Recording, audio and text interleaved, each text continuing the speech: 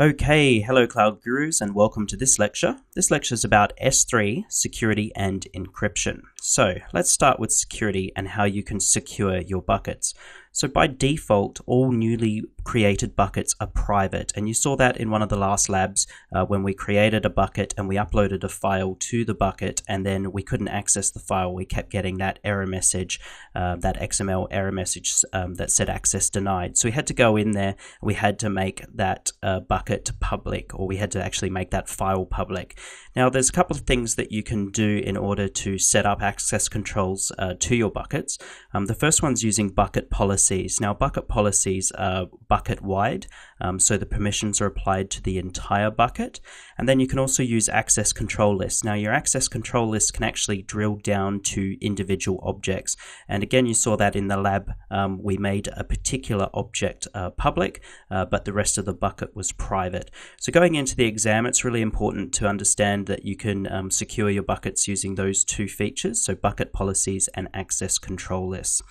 The other thing to remember is that S3 buckets can be configured to create access logs, which log all requests made to the S3 bucket. And this can be done to another bucket, and it can even be done to another AWS account. And we'll talk a bit about how to set up cross-account access later on in this course. So let's move on to encryption. Now encryption is a very important thing to note going into the exam. You will be expected to know the 4 different methods of encryption for S3. Now there's 2 types of encryption. There's in transit and then there's data at rest. So in transit is simply when you're sending information to and from your bucket, so from your PC to the bucket itself. And then that's secured using SSL or TLS encryption. For those that you don't know, TLS is basically the replacement to SSL, but those terms seem to be a bit interchangeable at the moment. So it's just using HTTPS. That's how you encrypt your data in transit.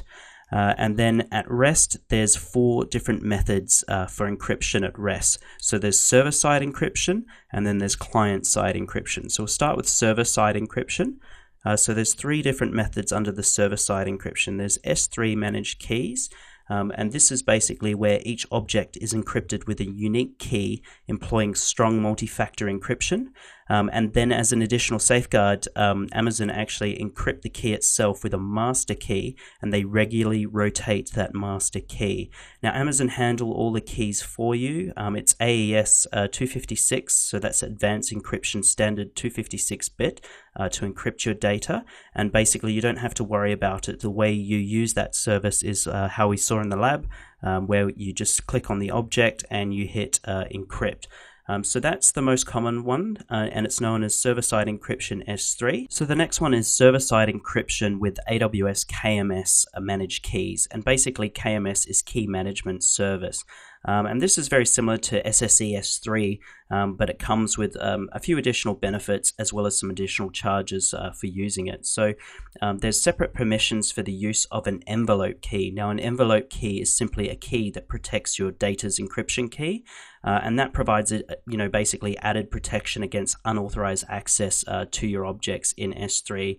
The other main advantage of SSE KMS is that it also provides you with an audit trail of when your keys were used and who was actually using the keys. It gives you that additional level of transparency as to who is decrypting what and when. And then you also have the option to create and manage encryption keys yourself, or you can use a default key that's unique to you, the service that you're using, as well as the region that you're working in.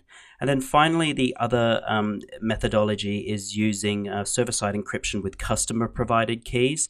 This is sometimes referred to as SSC-C. And this is where you manage the encryption keys, and Amazon manages the encryption as it writes to disk, and then the decryption as to when you access your objects. But the actual management of the key is done by you yourself. So those are the 3 server-side encryptions, and you really just need to remember server-side encryption S3, server-side encryption KMS, server-side encryption C, and then finally you have client-side encryption, and this is effectively where you encrypt the data on your client side and then you upload it to S3. So that's it, Cloud Gurus. It's really pretty simple. Just remember going into the exam that you can secure your buckets using bucket policies and access control lists. You can turn logging on to see what people are doing in your buckets, and you can either log to that bucket itself, to another bucket, or even to another AWS account entirely. You can secure data traveling to and from S3 using SSL, and then in terms of when the data is stored in S3, you can encrypt that data using SSE S3, SSE KMS, SSE-C, and then also using client-side encryption. If you have any questions, please let me know. If not, feel free to move on to the next lecture. Thank you.